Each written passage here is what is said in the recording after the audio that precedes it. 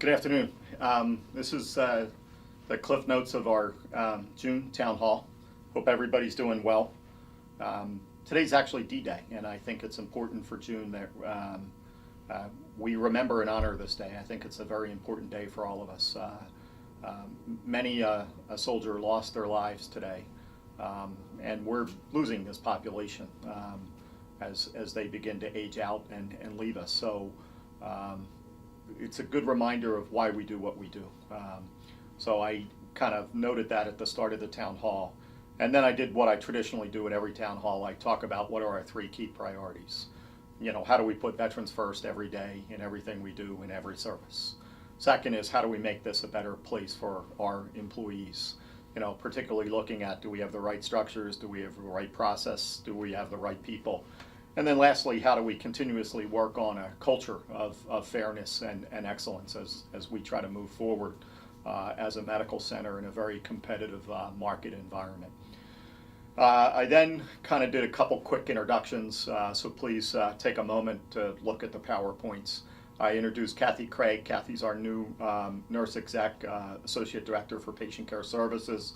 She's over 33 years of experience as a nurse leader, both in med-surg, inpatient, outpatient, specialty areas, brings a lot of experience with her to our team in Wilmington, and I'm excited about having her here and about the ways that she's going to contribute to help us to continuously improve. So welcome to Kathy, and please, she'll be making her rounds and we'll be setting up meetings so you have an opportunity to meet with her and other folks. I reminded folks we're about 67% through the fiscal year. We're doing fairly well. Right now, as of today, we have 1,058 FTE on board. We're within budget. We're now moving in the phase of the budget cycle of starting to wrap up 2018. We have a couple action items, particularly with some new funding that came for equipment. So we've got to get those procurement packages pulled together, get that equipment procured and put in place for us for the back end of this year, beginning of 19. So that'll be a big focus. Marianne and her team will also begin to meet with folks as we begin to prep up the budget preparations and implementations for 2019. So more to come on that, but that's sort of where we are from the state of the state. The other key updates that I gave was I talked a little bit about, as of June 1st, we've moved toward a regional surgical service model. Under the direction of the VISN, we're now working much more closely with Philadelphia, Coatesville, and our surgical program to have a more coordinated, integrated service here in the eastern market. The western part of the VISN has been doing this for some time. We're now bringing it to the east.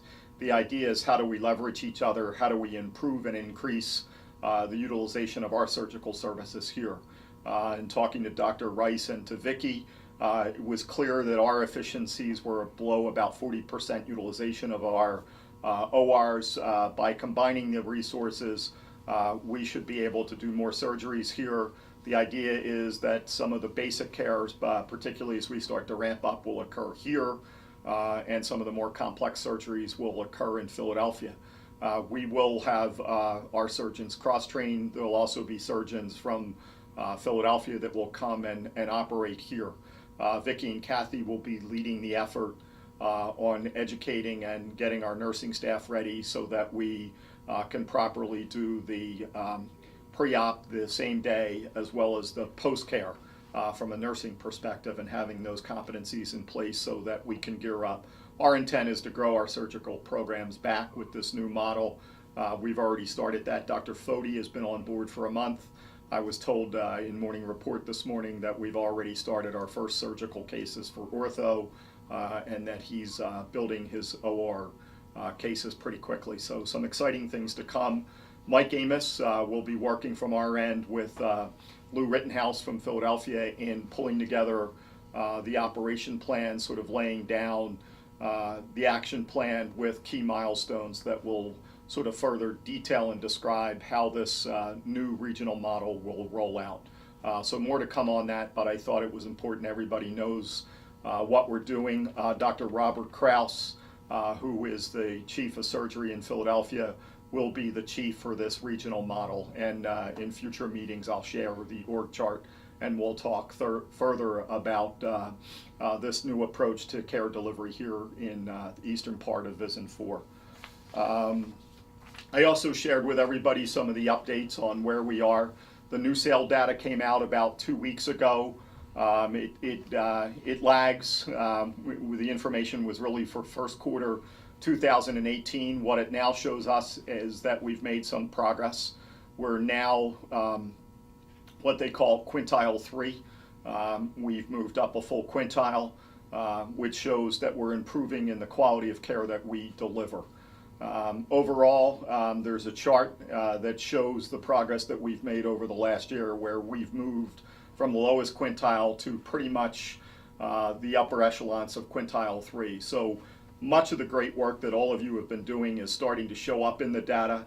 I caution us, we still have some work to do. Our utilization management on inpatient still requires a great deal of time and attention. We're still in the lower performing quintiles for that metric. Our ambulatory care sensitive conditions still need a lot of work on how we manage COPD, congestive heart failures, and making sure that we have the appropriate ambulatory follow-up when somebody's discharged from the hospital, so they don't cycle back to more acute services, and that we can try to manage them effectively in the ambulatory setting. That's an area that continues to need some work. Our veteran satisfaction continues to be a major challenge. I've got Dr. Slavinsky and Dr. Qureshi working on some strategies that we're getting direct feedback from veterans in real time, so we can do service recovery. The idea is to then kind of give that information back to the providers and to the PAC teams so that people can have a better appreciation for how the veteran's perceiving the way that we deliver the care. But we have to continue to work on our soft skills. We have to be able to tangibly demonstrate that we care about the veteran, that we're interested in them beyond just filling out the reminders during a visit, but that we really care about them, and that we want to make sure they're getting the best quality of care that they can get anywhere. We have to convey that every day. The other thing that we need to continue to work on are the HEDIS and the EPRP measures. So we have to make sure we're doing the screenings, particularly the alcohol, the depression, and the PTSD screens, as well as the HEDIS measures, where we're looking at key indicators, for hypertension, high cholesterol, and a variety of other measures, that we're doing them timely and that we're documenting them so we get full credit. These are some things that were in the lower performing quintiles that if we put our time and attention to, that I think we can really turn that around. I then spoke about what are we going to do for the remainder of this year, and I listed 6 key things that have to remain a focus for us. One is continue to make the changes in care and community, where we work toward a decentralized model. I had Jody C. Wright come up and talk a little bit about what's actually going on there. We've worked down the backlog tremendously. We are hiring the nurse navigators, and I think that nicely positions us for the new Mission Act that was just signed by the President, that will go into effect in the next 365 days. So we're beginning the prep work to move forward with that. We're also going to continue to work on developing the Veterans Experience Office, a care coordination office. I've asked Kim Butler to oversee the activation of a much more robust palliative care program that will include a Jerry Pact, that will include looking at hospice, looking at comfort care, and really expanding the way that we work with veterans and their families in the community to make sure that we're keeping families and veterans together as they go through changes in life and approach end of life, that we help them do that in a much more dignified way than what we're currently doing. So I'm very excited about that. There's a team that's been put in place. Kim will update everybody next month on how that's proceeding. But they're going to be the key priorities that we continue to focus on for the remainder of this year, to really get those clinical services in place, get those supportive services in place, so that we can do a better job in taking care of our veterans. I then spoke briefly about the new Mission Act. I talked about some of the key changes where it's going to be more clinically focused, clinically driven. What does the patient and the provider agree on as what's best for them? It's really moving away from a rules-based approach where we used to look at 40 miles in 30 days to now, based on the diagnosis, based on veterans' capabilities, based on the provider's assessment, we will link them to care in the community or care with us so that they get the very best care closest to home and done in a coordinated way. The focus on us will be to kind of make sure we're coordinating the care, that there's no lapses, that we're looking at ways to evaluate the effectiveness of that care. There's some added benefits to the veterans, including urgent care. I'll go into much more detail about this next month, but I wanted everybody to know why we were making changes in care in the community. How does that relate to the new legislation, and what's really going to be our way forward from here? The last thing I mentioned for today's town hall is that we are in the midst of the all-employee survey. I believe it runs from June 4th to the 25th. So it's a much more consolidated time period for people to give us our feedback. I really ask everybody to participate in this. I think we've made great strides this year. Lots of really positive changes are underway. I think you can see those changes in the quality indicators.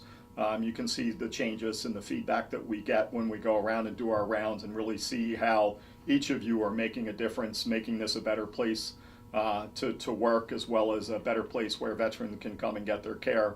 We still have a lot of things to do, and what I had asked was Bruce Panasek, who was a physician here for 10 years, retiring, served in many roles, including the chief of surgery and the chief of staff, got up and spoke a little bit about his experiences, some of the trials and tribulations that have occurred here, what's been helpful, what's been challenging, where there have been setbacks, but really what do we need to do going forward. And I think the bottom line to that whole entire presentation was we need to be persistent, we need to be proud of who we are, we need to work as a team so that we can achieve the goals that we've laid out for ourselves, for our veterans, so that again, we tie it all back to the three priorities. How do we put veterans first every day, every service, and everything we do? How do we make this a better place so that if you're out with a colleague at dinner and there's a job opening in your area, you could comfortably say to them, hey, you should take a look at Wilmington, this is a really good place to practice, or it's a great place to serve veterans, or I really love my job, I think you'd like it there. And then lastly, how do we continue to work on creating a culture of fairness, excellence, and safety in everything we do? The good news and the take-home message is lots of progress, lots of forward movement, yet we're still not where we want to be. There are some key challenges that we really need to tackle as a team. Not take on too much, stay focused on these key priorities for the remainder of this year, and kind of make sure that we remain relevant in a very competitive market. I appreciate all that you're doing. Keep doing what you're doing. You are making a difference. Look forward to seeing and talking to all of you again next month. Thanks.